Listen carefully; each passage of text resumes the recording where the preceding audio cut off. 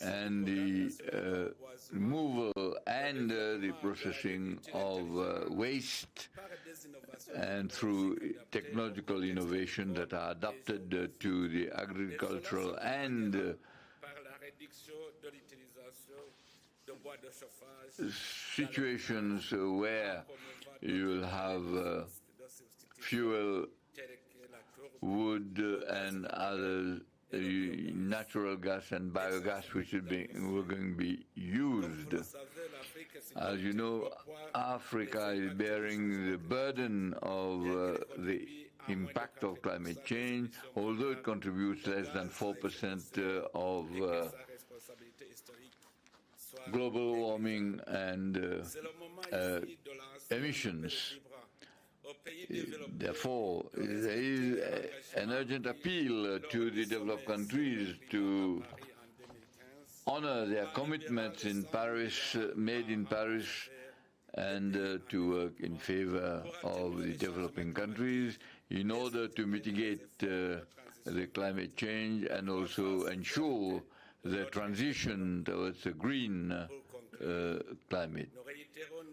To conclude, we reiterate our commitment to the Paris Declaration and also the Plan of Action of 2022 to 2032 of Africa as regards climate change and also resilient development. And I thank you for your kind attention. Thank you very much, Mr. President, for your comments. Another round of applause for President Evariste Ndayishimiye. Let me now take this opportunity to request the Vice President of Angola, my dear sister, to come and make her statement. Your Excellency, you have the floor.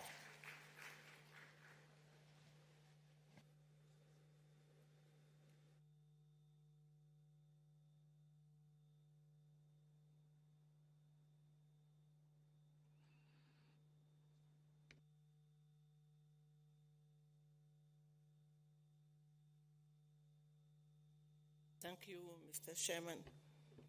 Excelência William Samoei Ruto, Your Excellency, the President of the Republic of Kenya, Mr. William Samoei Ruto, Your Excellency, Mr. Azali Assoumani, Chair of the African Union, Your Excellency, Mr. Moussa Faki, the Chair of the African Union Commission, Your Excellencies, First Ladies, distinguished guests, ladies and gentlemen, all protocols observed. Allow me, Your Excellencies, to present to you, first of all, the regard of His Excellency, Mr. João Lourenço, the President of the Republic of Angola, whom I have the honor of representing in this August summit, attended by member states with the aim of contributing to finding durable solutions to address global challenges related to the climate change on our continent. We would like to take advantage of this opportunity to applaud the government of Kenya for the warm welcome I received, as well as the warm welcome to the Angolan delegation. We would like to applaud the African Union for this important initiative. We would also like to applaud His Excellency William Ruto, the President of Kenya, who is the coordinator of the Committee of African Heads of State and Government for Climate Change, for incentivizing member states to contribute for the process of green transformation of the continent and for the development of the continent's human and natural resources. Your Excellencies, ladies and gentlemen, about half a century ago, the environment came to the center of the development of human development. Just like other regions, Africa has been affected by the global shocks, including restritivas a nível global. the global financial crisis, Dos impactos cada vez mais the increasingly growing impact of climate change, climáticos and of extreme weather events such as floods and droughts, uma ameaça às economias which amount to a threat to the African economies, which has had a negative impact on the implementation of the different national programs, and which has been preventing us from achieving our sustainable development goals. Ladies and gentlemen, Your Excellencies, the President of the Republic of Angola, João Manuel Gonçalves Lourenço, continues to prioritize issues related to climate change through the National Program for Sustainable Development 2022 to 2027, which has defined as a priority food security, family agriculture, local development, and adaptation to climate change, the education, health, for greater development of human capital, the creation of inclusive employment, as well as modernization and expansion of national infrastructures, both port and road infrastructures, the development of industrial centers to support the diversification of our economy and sustainable growth. Ladies and gentlemen, Africa is a continent rich in opportunities where women and youth are some of the greatest producers of food supplies. Therefore, we must fund initiatives and projects that involve women and youth. We need to finance green employment for the youth in order to increase and strengthen the adaptation and resilience of our communities and promote sustainable development. Angola is fully committed with the implementation of the UN Framework for Climate Change. For that reason, we have been implementing policies and action plans such as the National Strategy for Climate Change 2022-2035. This strategy aims to address the challenges launched by the Paris Agreement and to assure the implementation of the Sustainable Development Goals, as well as establish the vision of the African policy for the Angolan policy for 2035. Out of its own initiative, the Republic of Angola is developing a diversified energy program, and today it incentivizes energy transition for clean and renewable energies through the implementation of two projects, which is the project of the photovoltaic panel, which will be producing 235 megawatts, which will help reduce the impact of the greenhouse gas emission to the tune of 935,000 tons a year. We are also building 5 photovoltaic parks in 5 provinces in Angola. When it comes to adaptation to climate change, we have been implementing mitigation activities to help mitigate the impact of the drought in Angola. The country has invested more than $130 million for the construction of the Cafu Channel, an infrastructure that will bring water to the communities affected by the drought, as well as to support agricultural activities, in this way building the resilience of our rural communities. Your Excellencies, ladies and gentlemen, we acknowledge that the road is long. With regards to technological solutions and innovative solutions for climate challenges, the responsible, sustainable production and consumption. On that end, we are working with the African Group, implementing initiatives that will allow us to honor international commitments, especially when it comes to increasing and ensuring that at least 70% of our energy comes from renewable sources by 2035. Ladies and gentlemen, the damage and the losses Africa is suffering as a result of climate change are high. They have been contributing for social instability. They have been contributing to mass displacement and have been contributing to the existence of conflicts. Angola, therefore, calls for a fairer and more equitable global partnership. Angola believes that the investment in climate projects in Africa will not only benefit African nations, but will contribute for global climate stability. We must act fast. And to conclude, I would like to thank everyone who helped organize the summit. And I would like to reiterate the commitment of Angola towards equality, resilience,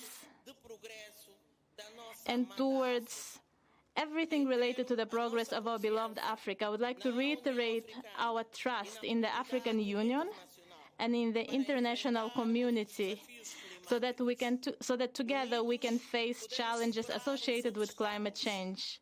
Together we can overcome the obstacles and build a better future for our communities, for Africa, and for the world. Thank you very much. Merci beaucoup. Thank you very much. Thank you very much, Madam Vice President. Another round of applause for Angola. Thank you very much. Let me now take this opportunity with all humility to ask President Ismail Omar Guelleh, the President of Djibouti, to make his statement. Your Excellency.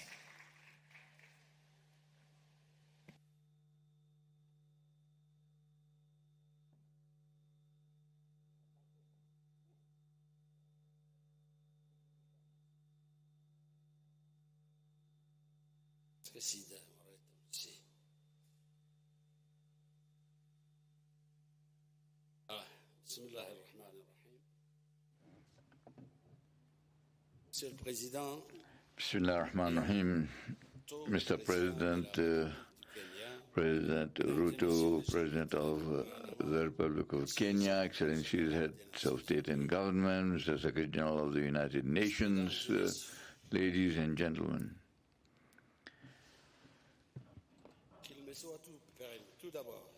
First of all, may I thank the President of the Republic of Kenya, William Ruto, and the brotherly people of Kenya for the warm welcome accorded to us since our arrival in this beautiful city of Nairobi.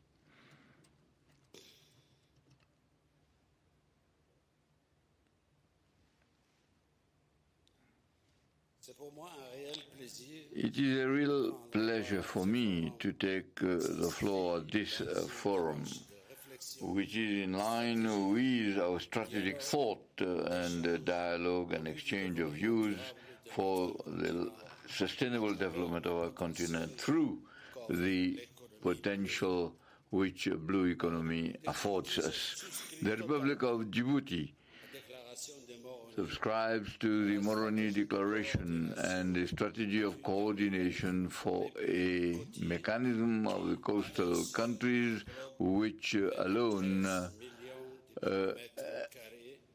encompass 13,000 kilometers. Our country is partly desert country and affected by climate change, and this has been imposed also on us. That is why the tertiary economy occupies 87%, while 3% only is for other components. In fact, we have a very important part played in our economy by the port and the sea. In fact, seawater has enabled us to resolve the problem of access to drinking water, and Djibouti has realized its first regime of desalination.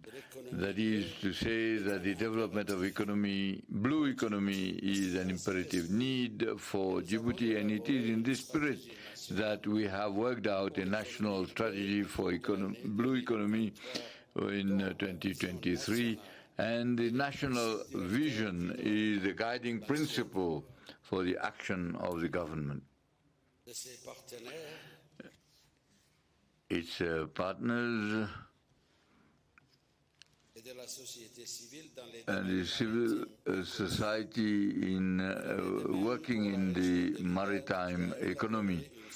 In fact, we have worked out a 5-year strategy as well as a plan for implementation of a blue economy, and both are aligned to the strategy and the plan for blue economy and the strategy of IGAD for blue economy and inclusive, sustainable economy that can contribute significantly to the transformation of the Horn of Africa.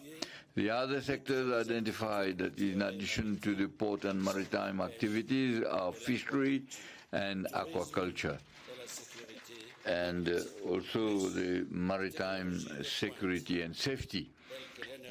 We have renewable energy and telecommunications through the submarine and the sea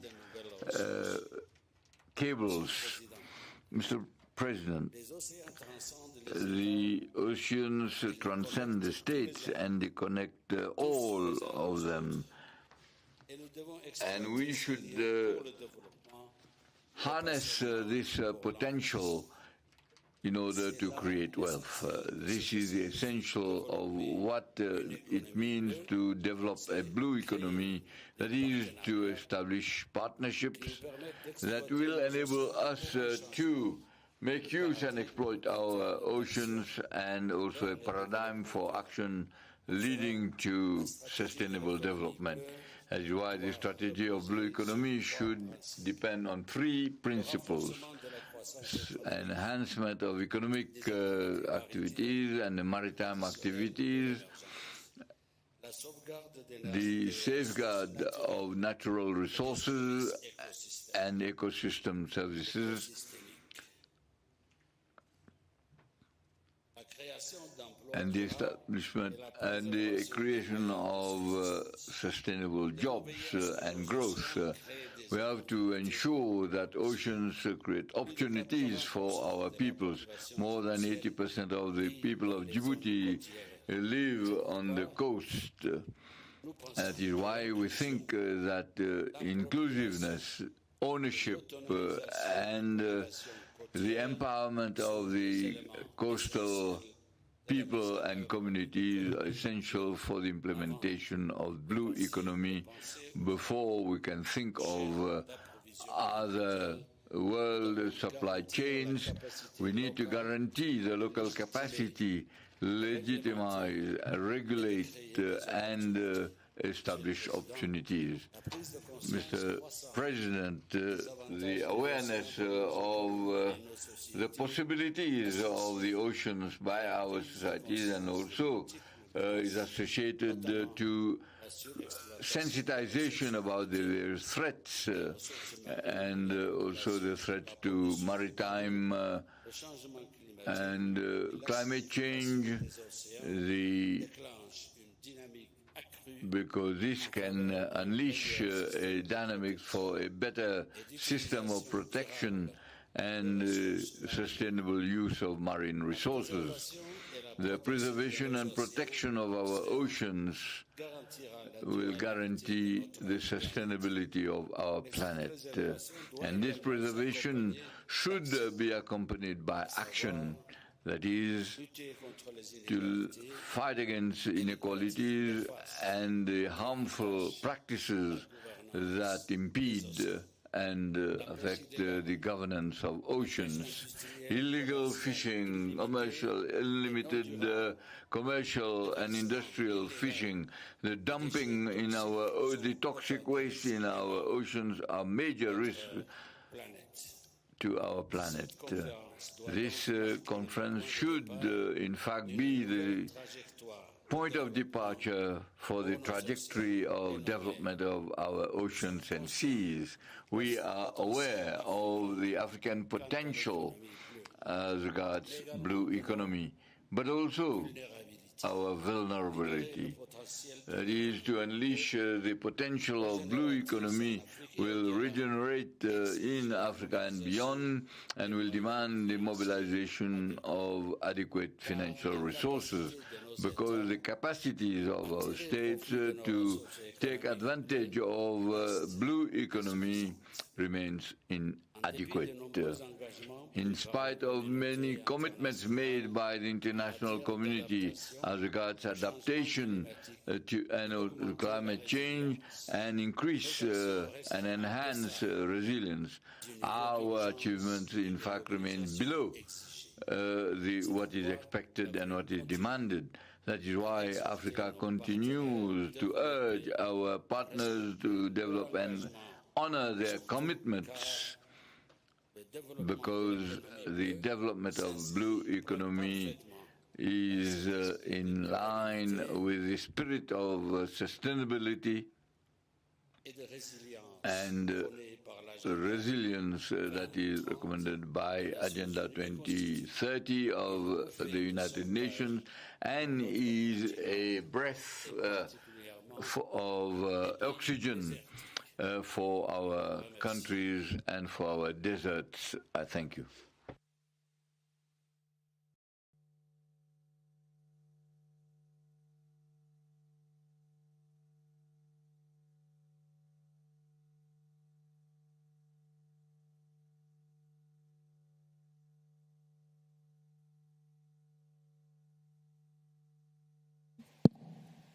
Another round of applause for President Ismail Omar of Djibouti. Let me now take this opportunity to invite the Vice President of Namibia. Your Excellency, you have the floor.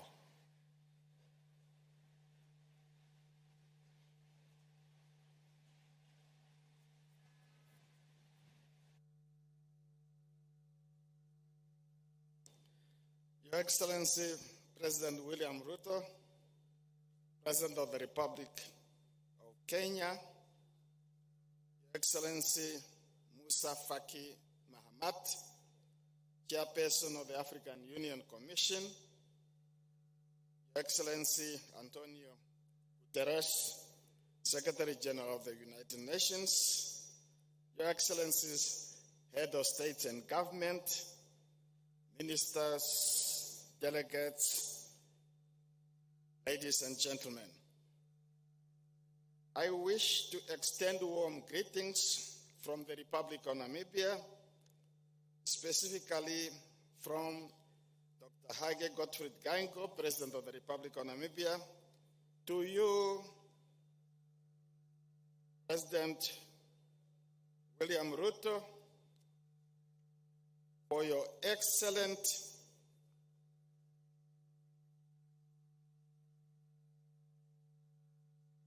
leadership in the fight against climate change, and for hosting this very important and timely summit on climate change.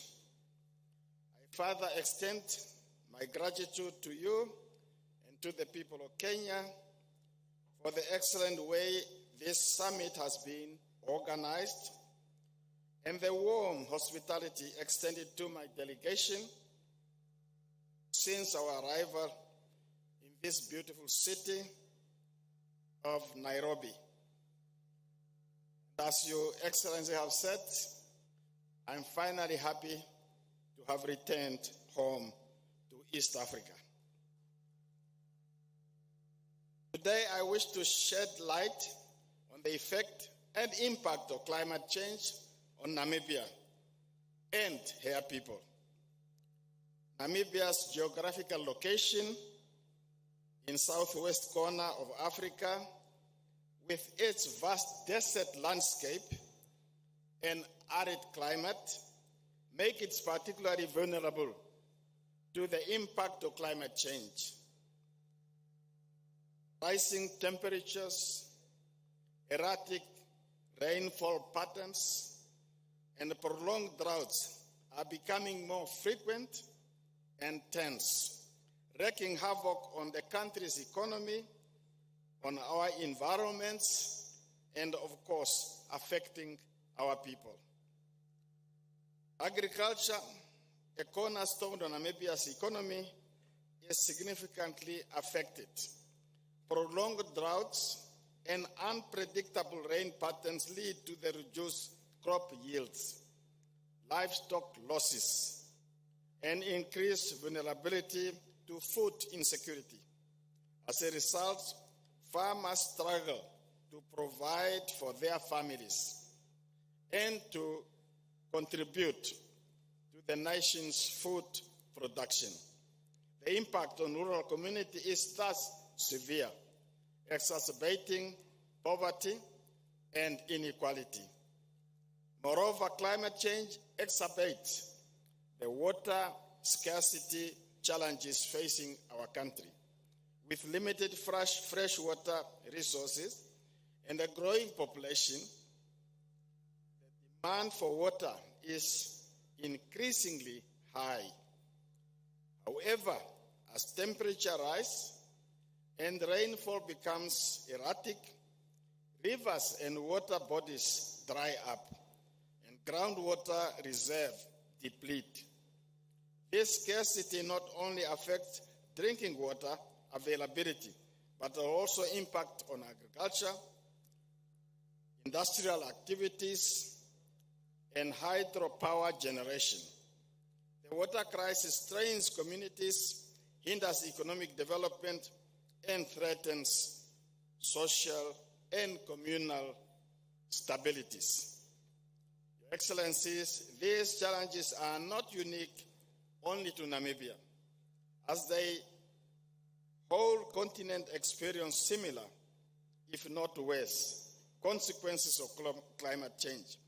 We need to be clear in our message to the international community as it relates to what some refer to as climate injustice or climate justice.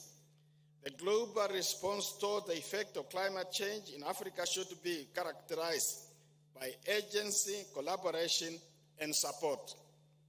Africa, as a continent, is particularly vulnerable to the impact of climate change, despite contributing minimally to global greenhouse gas emissions.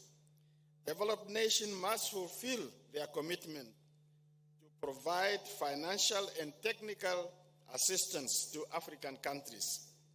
Adequate funding is crucial to support adaptation and mitigation efforts, improving infrastructural resilience, and promote sustainable development. Technology transfer and capacity building initiatives can empower African nations to implement climate-friendly solutions and maximize their potential for clean energy generation and sustainable agriculture. As Africans, we need a stronger voice, unity, and wield more international influence to bring around the necessary change on the continent for the betterment of our people if we want to realize, and I quote, the Africa we want, in line with Agenda 2063. By working together, we can build a more resilient Africa, mitigate the impact of climate change, and ensure a sustainable future for the continent and all its people. I'm therefore positive that through the Nairobi Declaration, we send a clear message to the international community and especially to our partners present here at this conference that the time to act is now. Merci beaucoup. Obligation. Obrigado. Thank you all. Asante sana.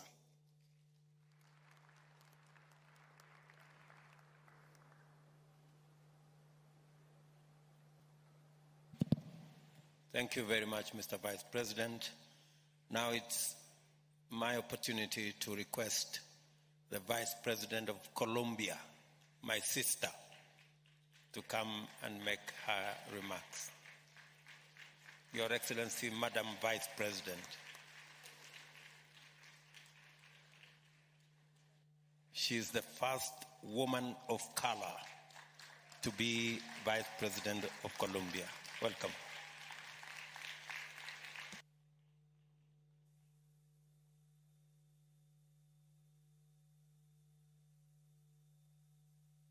Buenas tardes. Saludo al presidente. I greet the President of the Republic of Kenya, William Ruto.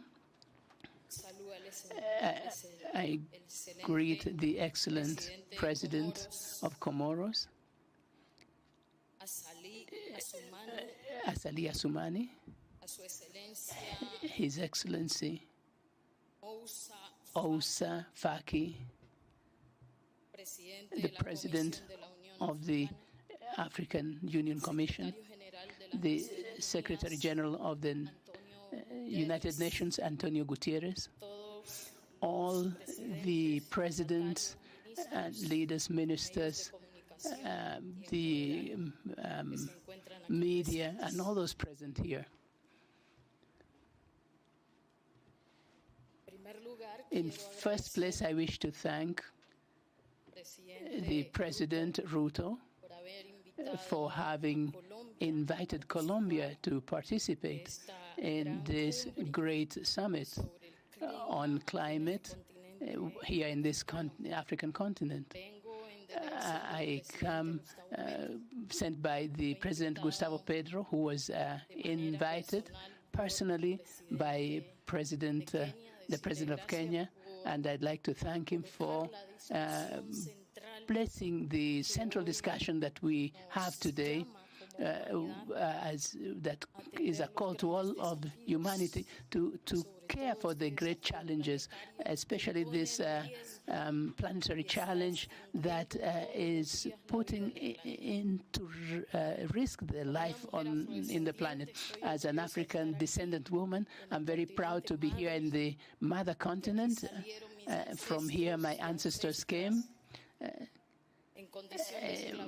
They were slaves when they left, but today I return as a free woman vice president. And that means that we have done, we have chosen freedom,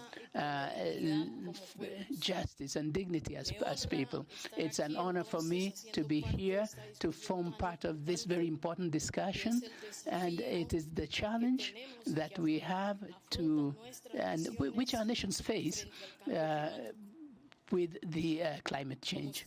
As you have said, Africa is the voice of the planet, but it's also the place where humanity came from. And today, knowing that Africa is giving directions on how to save the big house, the planet. However, it is necessary for this voice to be heard, to be extended to the global south. Today here, Latin America is present, the Caribbeans are present, because we are suffering the same challenges as you are. My country this year, as a government, we have had to face a crisis, a very strong crisis on account of the effects of climate change, floods, which have put in danger the lives of the most vulnerable. But now we have a drought which is starting, and which is going to put into danger human life and the life of the fragile ecosystems which form part of this great lung of the world, which is the Amazon and the Pacific region. As we know here, there is another part of this lung of the world, which is the Congo Basin, the region of the Congo, a very strategic region for guaranteeing equilibrium. In this sense, President Gustavo Petro has made several proposals to the world in the United Nations, and today these propositions are placed before you. Whatever has been said today here about how to assume the polycrisis, the different crises that we're experiencing, the crisis of hunger, the crisis of migration, crisis of health, and the pandemic. All this is a sign of this planetary crisis, and of the many crises that derive from the impact on the planet of the climate change. And in this sense, therefore, the countries of middle income or the vulnerable countries are the ones that suffer the greatest consequences, as has been said here several times by the speakers. We are not the people responsible for the emissions, but we suffer the greatest consequences of them. And here the problem is a problem of finances. How do we finance the actions that we are carrying out in our countries and in our regions? The real problem is a financial problem. It's not a lack of political will to do something. The real problem is that we don't have the resources, sufficient resources, to look after, to challenge these planetary challenges, to face them. And therefore, we support the proposal of the President of a new reform of the structure of the financial system. We cannot attend this crisis with the same rules and norms of the international financial system, which certainly has a colonial view, or colonialist view, where the rich people sustain themselves in the economy by exploiting the poorer ones. And this colonialist vision will not allow us to challenge the situation that we are experiencing. Therefore, we propose the exchange of debt for climate action.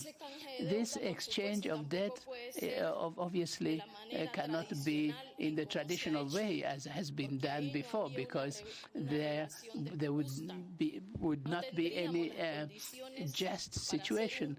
We would not have the sufficient conditions to do properly these exchanges. These exchanges obviously imply special conditions, and one of these proposals is that we should reach agreements, multilateral agreements, to work on this transformation and on the financial system. And in addition, we should together build within this agreement, this multilateral agreement, a plan, an urgent action plan.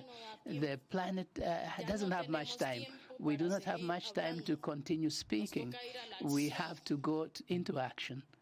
And this happens because of political will. The political will of the countries of the North, the G20, who continue emitting gases, but it is not sufficient for us to act in the South.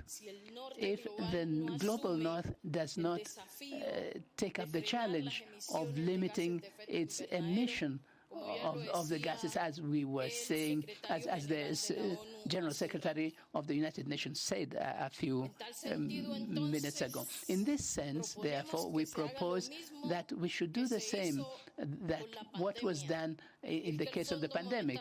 The International Monetary Fund should issue special bonds so that these can contribute to create a global fund to allow the middle-income and vulnerable countries to have the economic conditions to be able to face these challenges. Without this, it would not be possible to advance. Without this commitment to reform the financial system, our countries will continue being drowned, in debt, and worse, without getting real responses, solutions to our populations that are dying. As a woman, I celebrate that in this space, in this summit, we are considering the role of women in the policy of life, in this the policy of using our instinct, our maternal instinct to save our mother, the earth, the bigger uterus. Thank you for this invitation, and I repeat, Colombia expresses its commitment in climate change and its commitment to strengthen South-South relations with Africa and with the Caribbean, which will allow us to give concrete, specific responses and to this planetary challenge. Thank you very much. Thank you very much, my sister Francia, for that candid statement. And by the way, Francia has a Kenyan name. She's called Nyawira. And when she came to Kenya, we traced her origin to a place called Meru. So thank you very much, Nyawira. Okay. Okay, thank you very much. A round of applause for Nyawira, Francia. Thank you very much. Now, let me take this opportunity to request my brother, the Prime Minister from DRC, to make his comments briefly, because we've really overshot the runway. Your Excellency, please.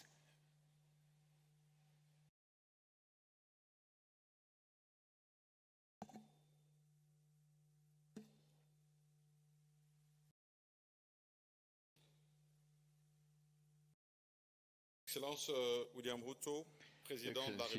Ruto, President of the Republic of Kenya and host of this summit.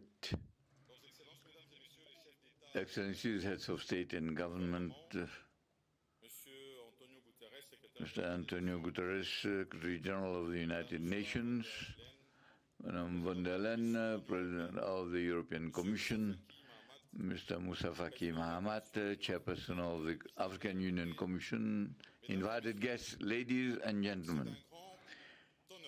It's a great honor for me to take the floor on this day on behalf of His Excellency Felix Antoine Tshisekedi Chilombo, President of the Democratic Republic of the Congo, on the occasion of this African Climate Summit in this magnificent and beautiful Kenya International Conference Center. Like those who took the floor before me, I would like to thank the Republic of Kenya, the sister republic, for the warm welcome accorded to my delegation, and I would like to extend this gratitude on behalf of the President of the DRC. Organizing the thing that is to develop positive solutions for climate in favor of Africa and the world.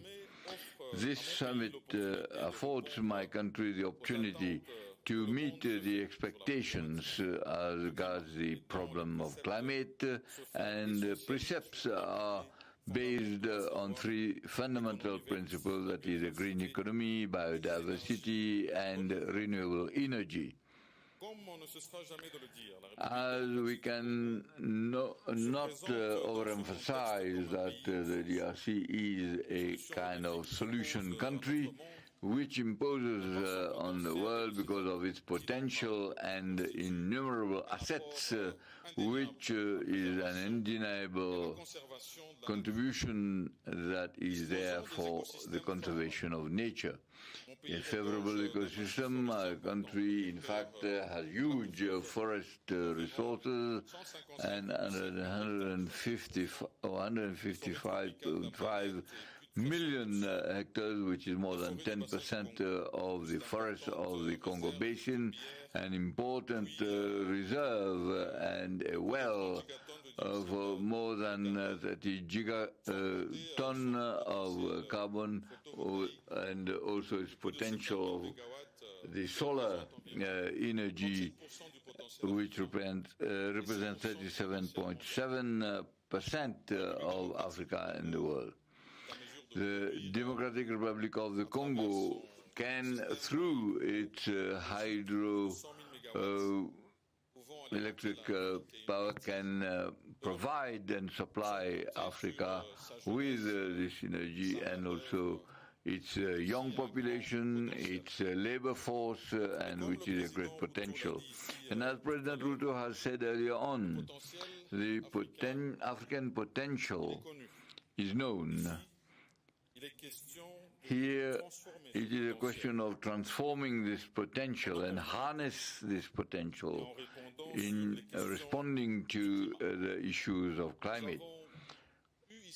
We, last year, had a crisis, the fact of the deregulation of the wells and the dry season, which, in fact, had a lean corn season in East Africa, in Central Africa, as well as Southern Africa.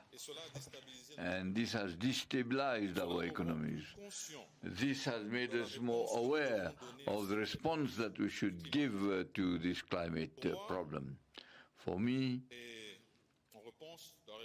and the response of the Democratic Republic of the Congo, there are three indispensable ingredients.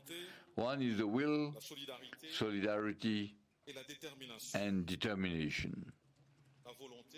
The will is through the honoring of commitments that we make, particularly the countries that pollute, and as regards the carbon tax, as agreed at the COP15, will on financing, innovative financing, and financing green economy, as agreed at the last summit in Paris.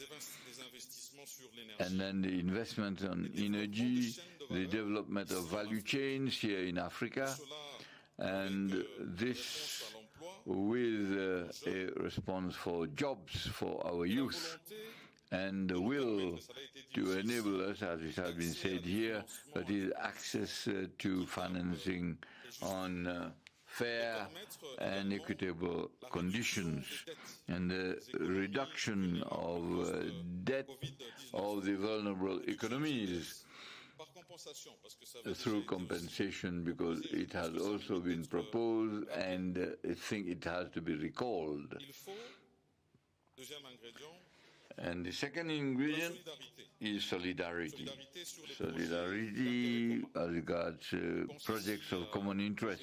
I'm here thinking of and referring to energy, green energy, the needs in energy, and the peoples who live in the forest, and also thinking of the Inga Dam, and integrating a project. And we are open to proposals, so that we need the efforts of each and every one. I can give another example, the agreement between the DRC and Zambia on the development of value chains, solidarity on issues of common interest, as is the case like the Congo Basin, the Amazon, and the Mekong Basin, as called by President Denis Sassou Nguesso. And then solidarity as regards peace and security in order to guarantee the protection of forests, biodiversity, which has been destroyed by various criminal activities. Then determination, which is the third ingredient, in the search for innovative solutions to climate, as it is the case here in Kenya, and then the determination for a better world to be bequeathed to our children, and also the new climate economy and access to conservation and the rehabilitation and restoration of our forests for the production of and then regenerative agriculture, and also to ensure food security. It is for this reason that we are in favor of the establishment of a fund for climate change. We also are making an advocacy, and we want to do it on the margins of the UN General Assembly, which will be organized on 19 September,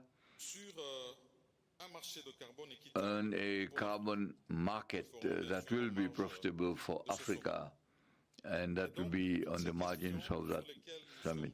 So all these issues, we show solidarity, and this should apply not only to Africa but also beyond. I sincerely want to thank President Ruto and all the participants for this opportunity that is afforded to us through this summit, which will contribute undoubtedly to all the meetings on climate. I want to thank you all. Thank you very much, my brother Thama, for your comments. And another round of applause for my brother Thama.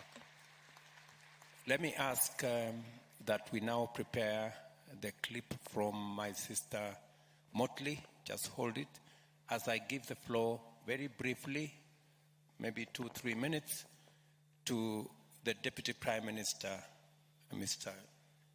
Salah Jama from Somalia, if he is there. Okay, if he's not there, can we take the clip from my sister, Mia Motley?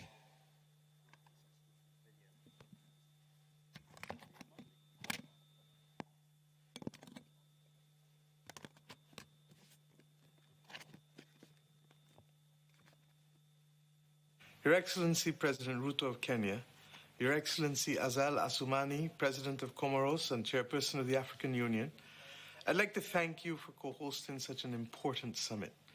Thank you also to Your Excellency UN Secretary General, my dear friend and brother, Antonio Guterres, and to Presidents, Honorable Ministers, and everyone present for contributing to this remarkable occasion. We are gathered here today for what is truly an important summit, not just for Africa, but for the entire world. And while I do wish I could join you in person today, please accept my participation by way of this message as I bring this from you from my own shores here in Barbados. President Ruto, you know that Kenya is one of my favorite places, and if I could be there, I would be there. My friends, so many people across the globe are now imperiled and impacted by the climate crisis and the interconnected impacts that take place, such as pollution and deforestation. The world has discussed and debated all of this.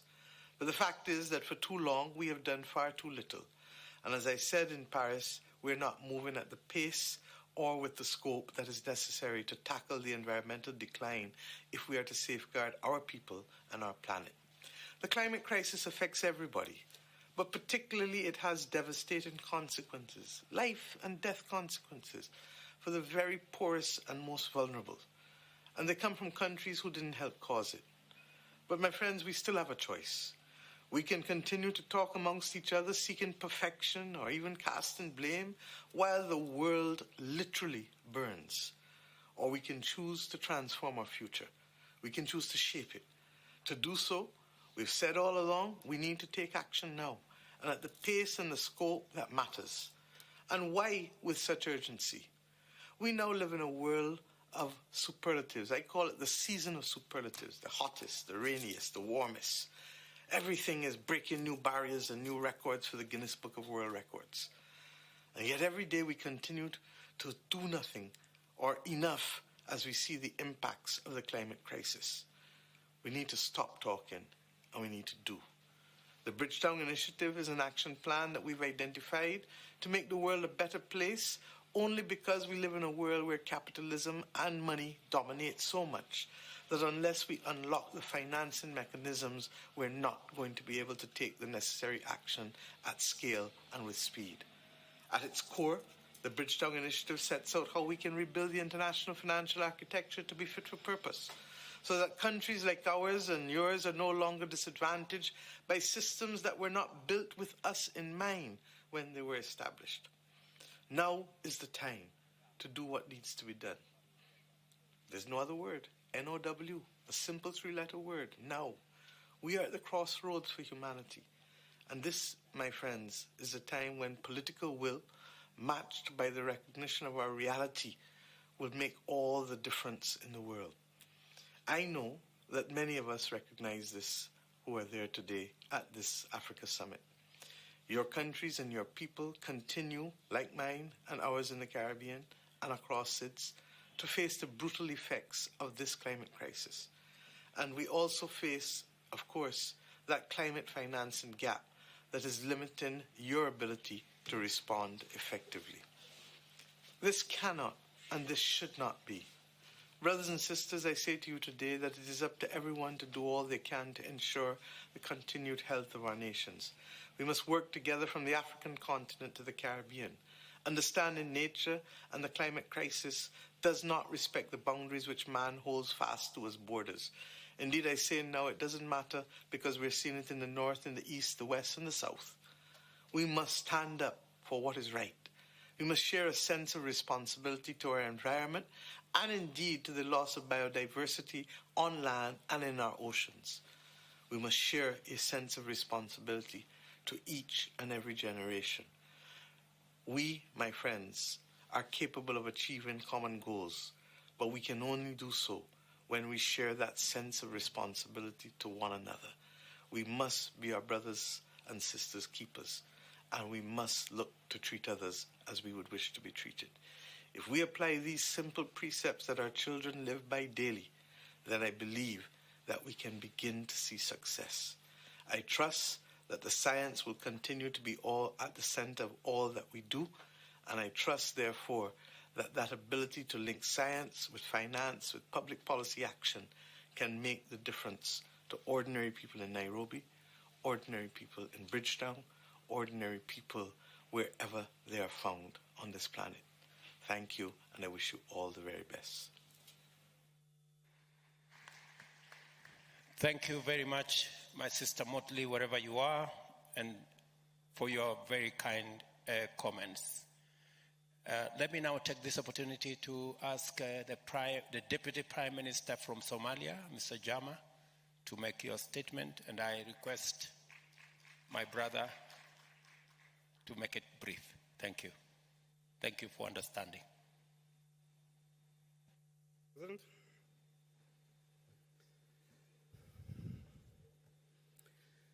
Your Excellency, President William Ruto, ladies and gentlemen, distinguished guests, fellow leaders from Africa and around the world. On behalf of the President of Somalia, Dr. Hassan Sheikh Mohamud, and the people of Somalia, I would like to express our heartfelt thanks to the President of Kenya for convening this very timely inaugural African Climate Summit.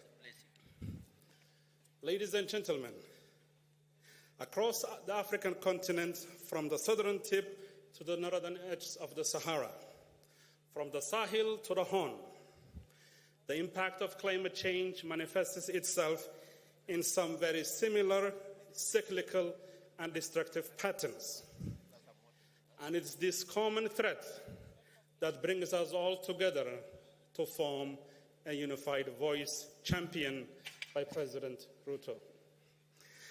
Ladies and gentlemen, Somalia, located in the Horn of Africa, is acutely aware of the profound weight of climate change vulnerabilities. Rising temperatures are very common in Somalia, and the predictions state that by 2040, 2060, the temperature will increase by 1 to 1.7 degrees Celsius.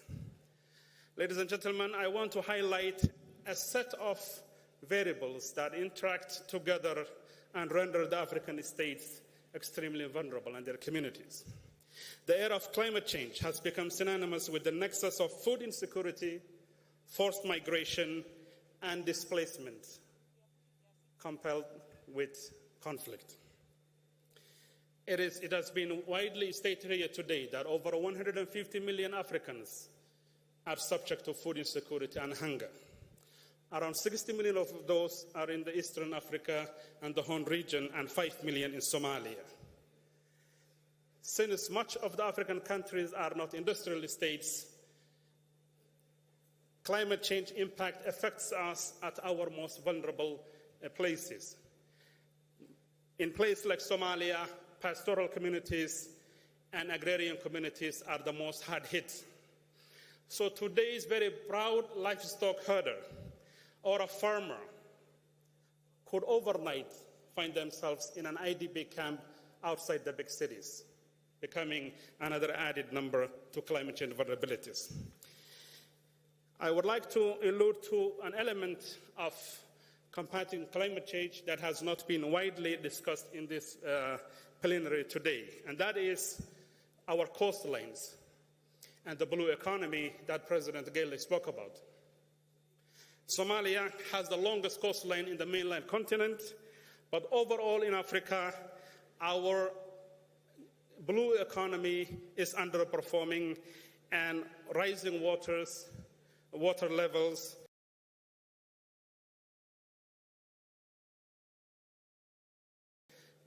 extinction of coral reefs and mangroves and biodiversity is an imminent threat. For the ocean gives us more than 50% of the oxygen that we consume. Ladies and gentlemen, Somalia annually loses a revenue worth of 300 million to illegal fishing.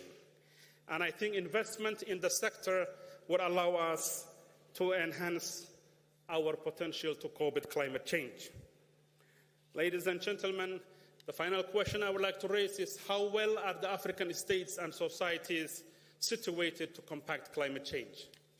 I think that point has been very well articulated by the previous speakers.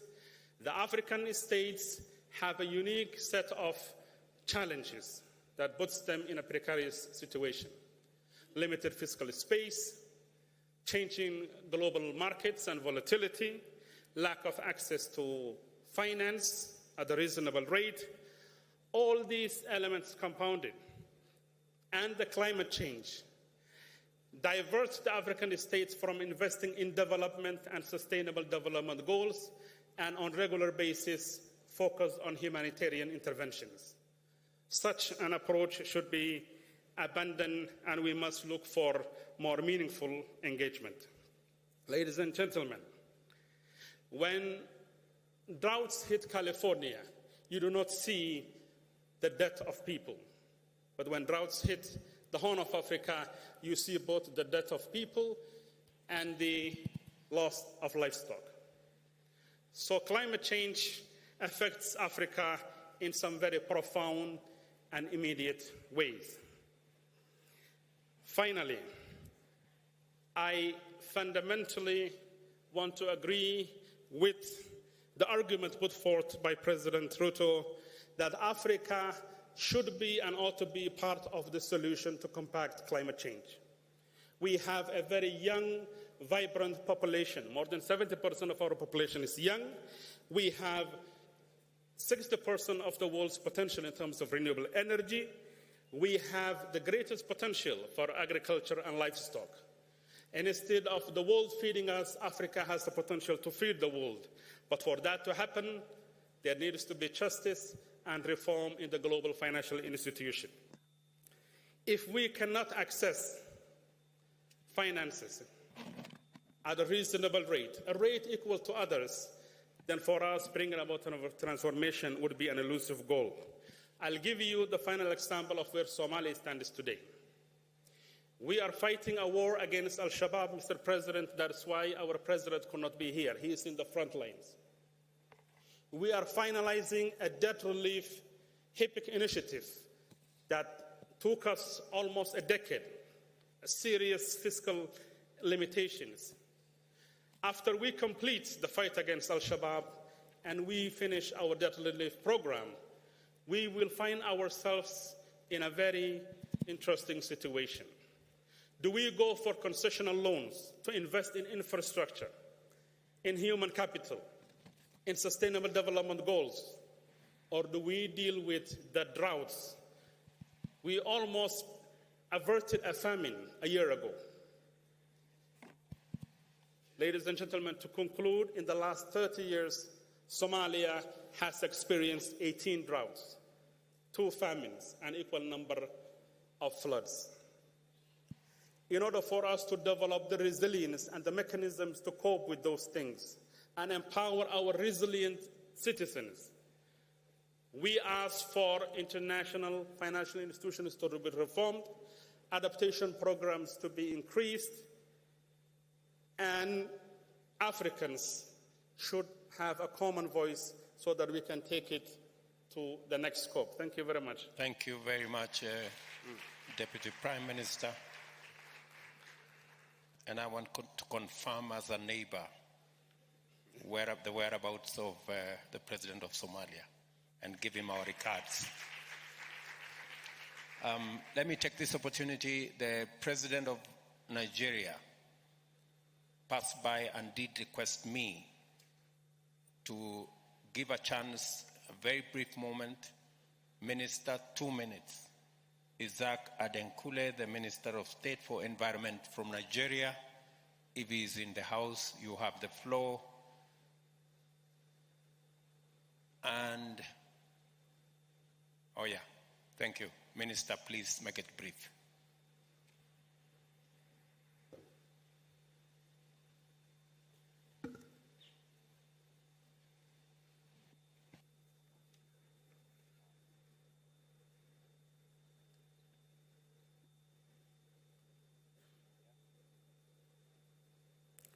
Thank you, Your Excellency.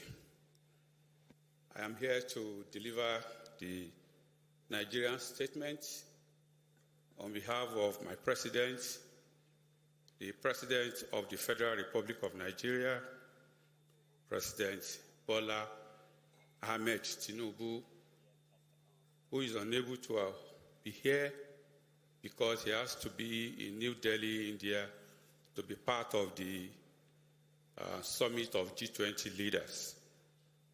Your Excellencies, President of the African Union, my brother, the President of Kenya, fellow African presidents, distinguished participants, ladies and gentlemen. Excellencies, speaking on behalf of Nigeria, I extend my heartfelt congratulations for the landmark occasion that marks the inaugural AU African Summit. This event, as well as our recent efforts and advocacy on the topic of climate change, boldly demonstrates to the global community that Africa is rising to the challenge and taking decisive steps to deliver a sustainable economic future for our people. The African Climate Summit occurs at a pivotal juncture, offering us an exclusive stage to spotlight our priorities, solutions, and needs regarding climate action to the global community. As a continent, it is critical that climate action spurs socio-economic development for us. We know that with robust planning and increased investment in the region, this is achievable. Africa is already bearing the brunt of a climate crisis that it did not cause. But our continent, with our significant renewable energy resources, critical minerals, vast carbon sink, and growing population, can be a strong solution center. Distinguished participants, in Nigeria, we have articulated our unchanging position to advance climate action without jeopardizing economic development. We designed an ambitious energy transition plan to achieve universal access to energy by 2030 and net zero emission by 2060, while prioritizing industrialization, job creation, and economic growth. Significantly, our plan helps to crystallize the scale of resources needed to deliver climate targets, so that by the current financial flows will not suffice.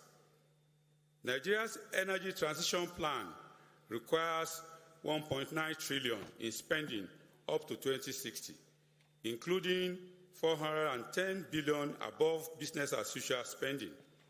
This is additional financing requirement translates to about 10 billion per annum, but average international financing flows to Nigeria for clean energy have been about 655 million per year over the last decades. Similarly, the unconditional target in our nationally determined contributions requires $7.7 billion in investment annually. In 2019-2020, all sub-Saharan Africa received barely approximately $20 billion USD in climate finance. Annual climate finance flows to Africa are currently just 11% of what we require, so more investments have to come to the continent. For us in Nigeria, we are presently establishing partnerships with both public and private sector players, driving innovative policy changes, advancing renewable energy projects, including on-grid solar and electric vehicle development, and exploring innovative financing mechanisms like carbon trading to lay the foundation for an all-encompassing transition. I recently made public the key focus of my government, captured as an 8-point agenda. Climate action and environmental sustainability is central to achieving 4 of those agendas, which are food security, poverty eradication, sustainable job creation, and security. We recognize that just energy transition partnerships are emerging as an important source of capital for climate-sensitive energy efforts in developing regions, and Nigeria wants to be considered for one. My team is currently working on a proposal to the G7 for the JETP for Nigeria. It is encouraging that South Africa and Senegal have secured JETPs, but they must be scaled up across Africa in addition to other strategic financing opportunities. This summit is essential for highlighting such requests, sharing ongoing efforts, and establishing inter-country collaboration. Mr. President, I assure you and fellow leaders of Nigerian unwavering support as we embark on this journey to clearly communicate Africa's position on climate action and expedite an equitable, sustainable future for all of us. God bless Africa. Thank you. Thank you very much, Minister. I will extend another 2 minutes to my brother Ban Ki-moon, if he is still in the house. If he is not, then I will request the Honorable Huang Rungui from China, the Minister for Ecology. Your Excellency, you have the floor.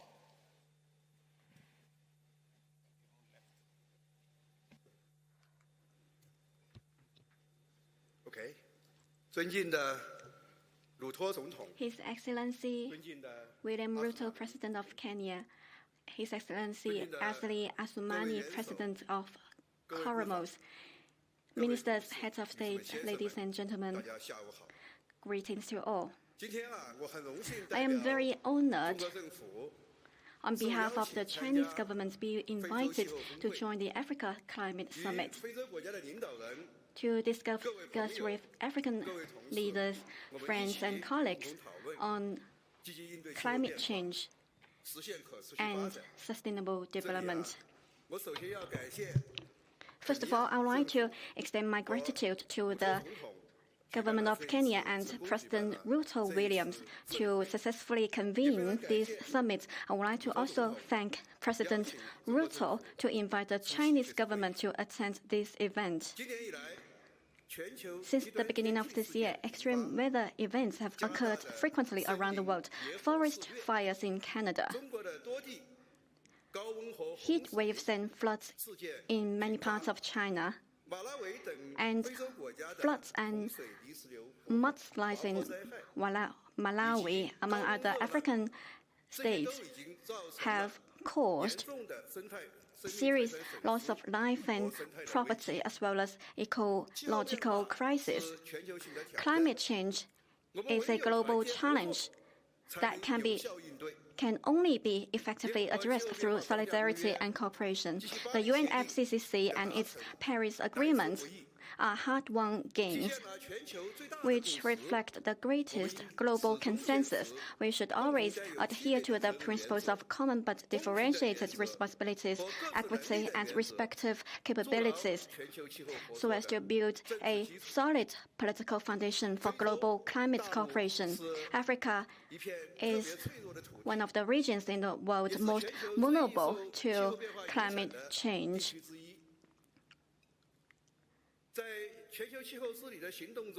which also plays an important role in the climate governance and actions.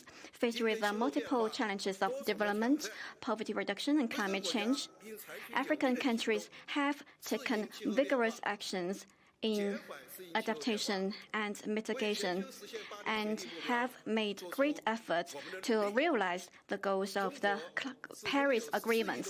China, as the largest developing country with over 1.4 billion population, can totally relate to what Africa is experiencing in face of all the challenges.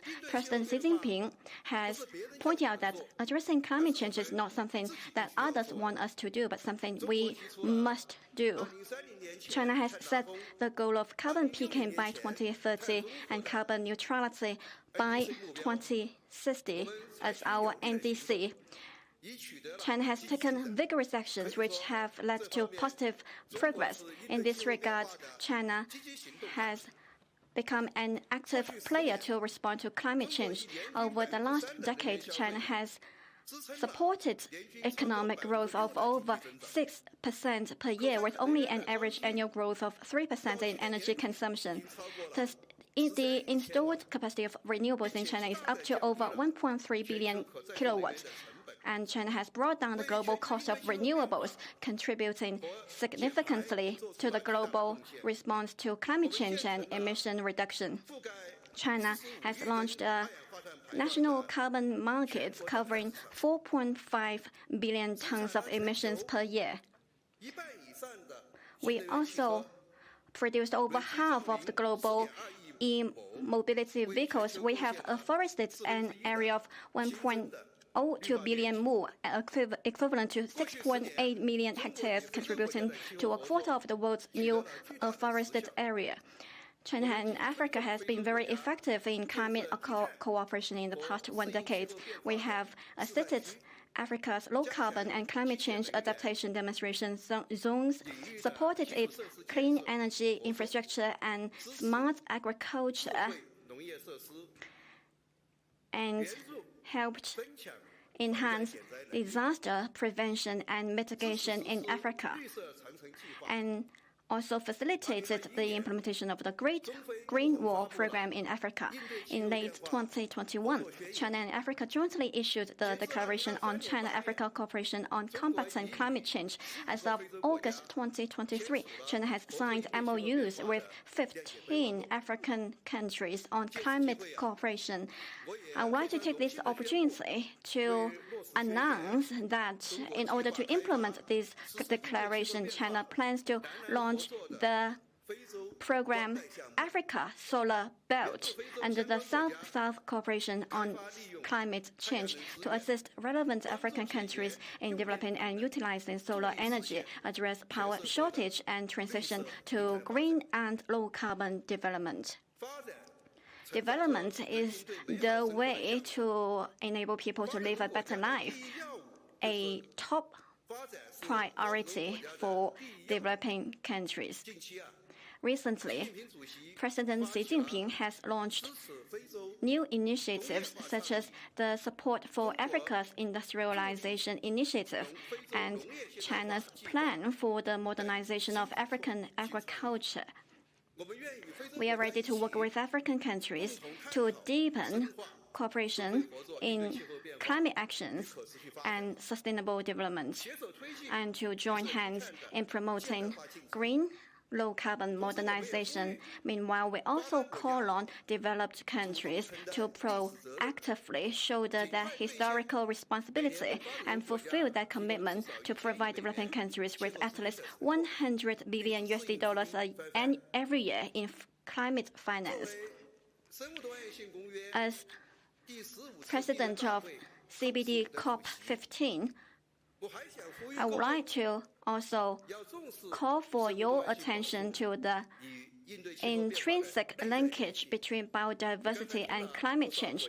I have heard a lot of remarks just now which have mentioned the rich biodiversity and forest resources in China. In Africa, containing huge carbon sink. China would like to work with the international community to fully implement the Kunming-Montreal Global Biodiversity Framework and to create harmony between man and nature. Finally, I wish this meeting every success. Thank you. Thank you very much, Minister. Let me now take this opportunity for another 2 minutes to ask my brother Achim Steiner, the UN Undersecretary responsible for UNDP, to make some brief remarks. That is another Kenyan from a place called Nakuru. Asante sana, Mr. President, Chairperson of the African Union Commission, Heads of State and Government, Excellencies, ladies and gentlemen. A great deal has been said this morning, but I'm still inspired, if I may say so, by your speech this morning, Mr. President. And with that, I take a license for a moment to take you back to a year in Kenya's history when you were 15 and I just a little bit older.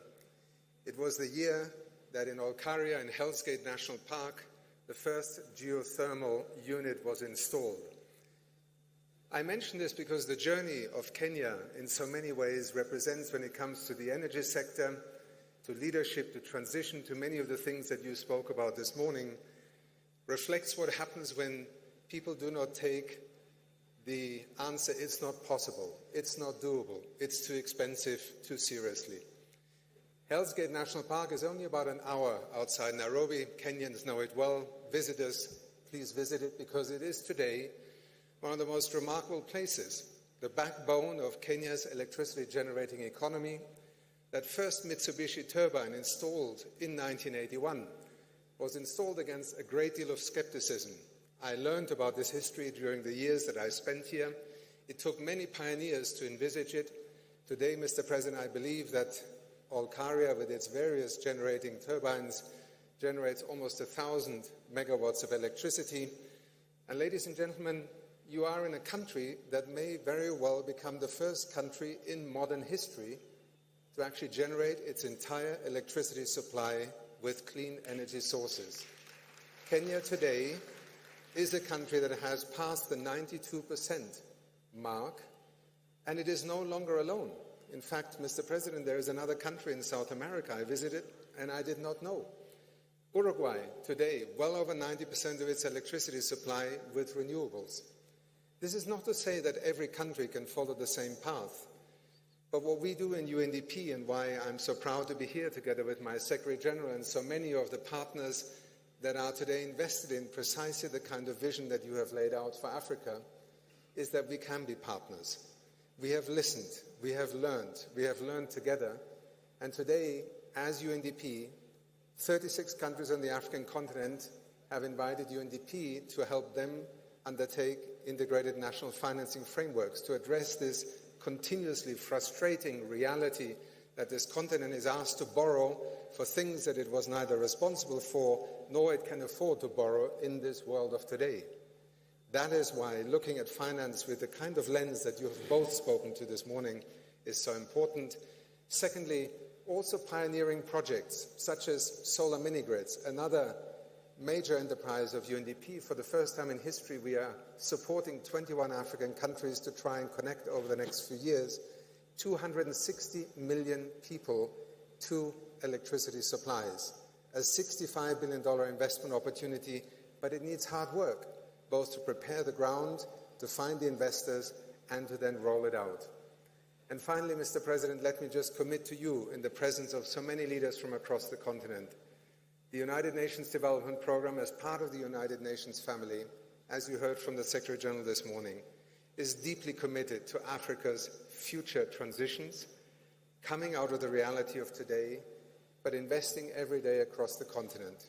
I'm proud to today lead an organization within our UN development system that is literally present in every African country on this continent. We are invested in terms of your nationally determined contributions. We are invested in your energy transition just as deeply as we're invested in poverty eradication and ultimately a future for Africa that you spoke so eloquently this morning. Thank you so much for the privilege of addressing you today, and thank you. Thank you very much, Steinar. I guess everybody, when they get a chance, they speak about their village.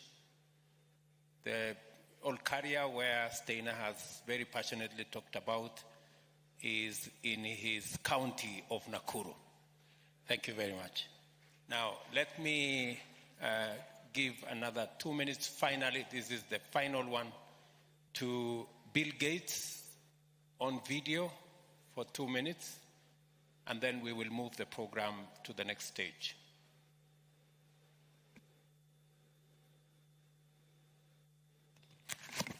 Hello.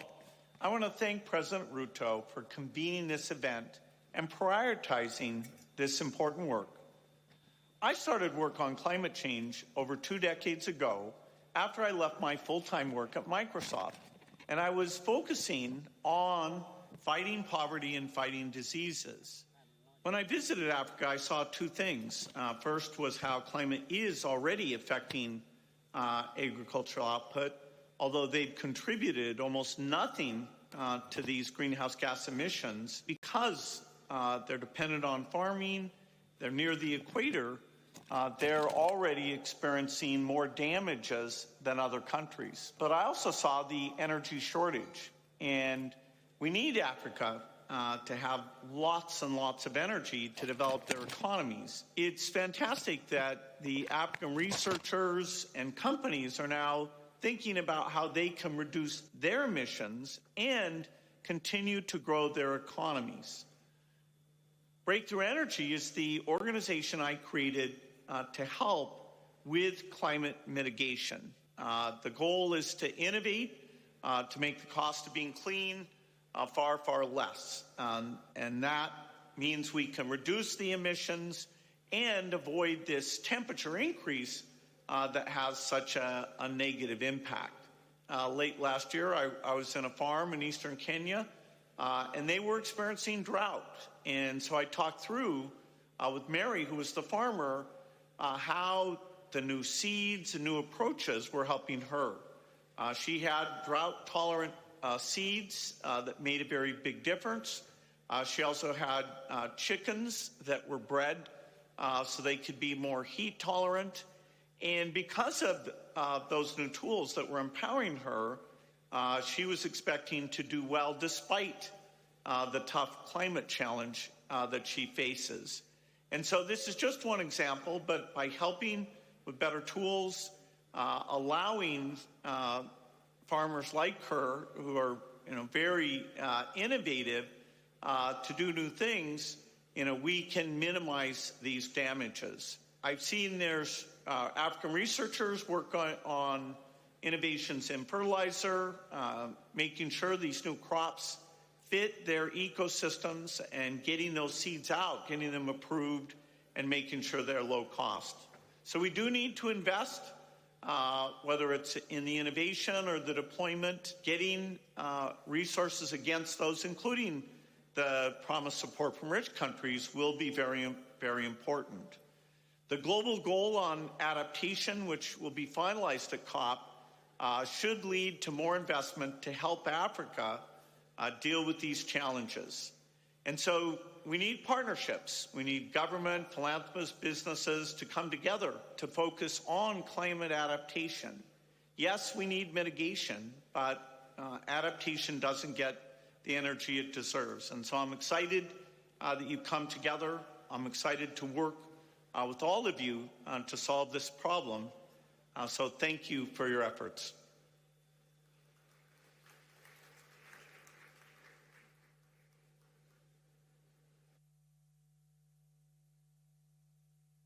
So, ladies and gentlemen, as we now wait, we're going to take a very short interlude of music. And at this point, can we all just stand up and stretch a little bit? Just stand up wherever you are and see whether we can stretch. I'm sure some of us have been sitting for long, long periods of time. So the next part we're coming to is the new global climate finance architecture. This is a centerpiece and a part that we've been waiting for all this time. And therefore, thank you so much for your patience. You can sit down now. You can take your seats. I just wanted you to stand up and stretch for a little bit. And this is definitely going to be one of the highlights of this whole conference. So we request that we just remain patient, and this is where we are heading from here. So I request that we have a short interlude of music just to get us ready for the next session. As mentioned, it's a new global climate finance architecture that is coming up right here. So for now, let's have the interlude of music as we get ourselves ready.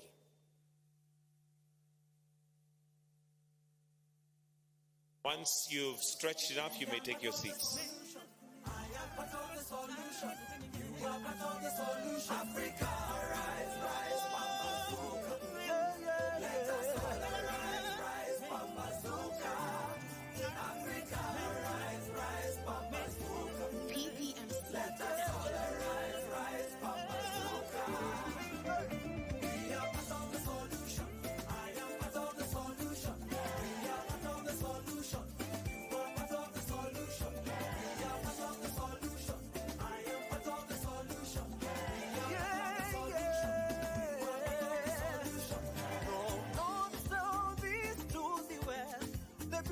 Africa flows. We have all it takes to change the climate story and show ourselves in all our splendor and glory. Yeah. Let's come together now to bring down all barriers for a greater tomorrow. So Africa,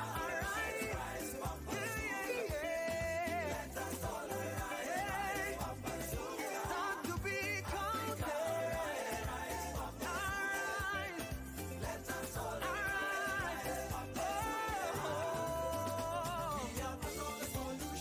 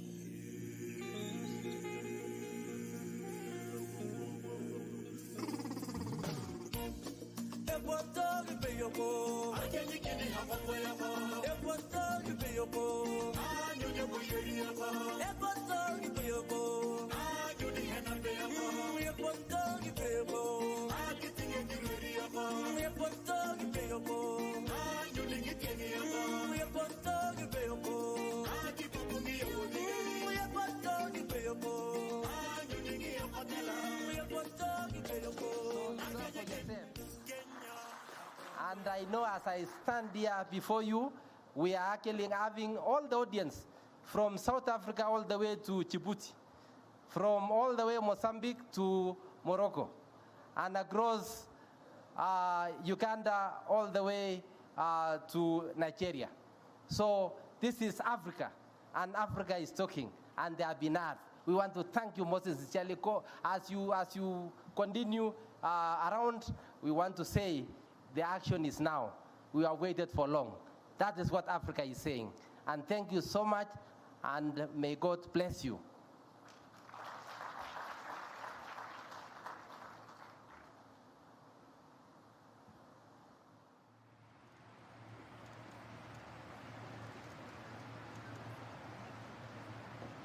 Sante, let's give a clap to Dr. Chumo and also for Wanjira Maathai for doing a fantastic job. Let's give them a good clap. Asante sana Wanjira, you've taken the sessions very well. At this point, Your Excellency, we are coming near to the end, and I would request if I can just have a photo with the panelists or with Wanjira. So Wanjira, if you can come back, and then I'll request the panelists you're with to come down here, and then you can take one photo. And then secondly, the second one we'll take with the panelists that were taken by Dr. Susan Chomba. So, Adlostia, kindly welcome to the front. Hans, welcome to the front. And also Miss Creston, welcome to the front. We take one photo, and then we'll be followed by the other panelists, then we close.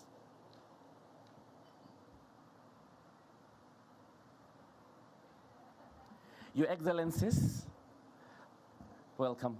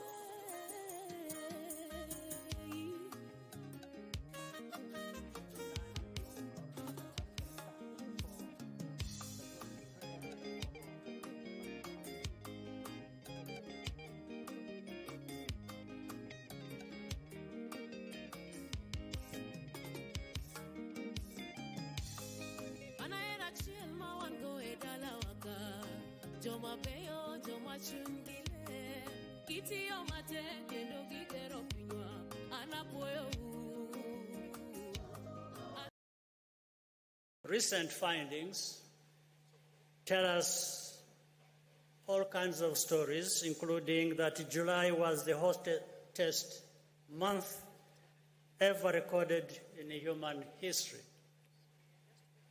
Africa continues to carry the burden of rising temperatures, despite contributing the smallest share of global greenhouse gas emissions.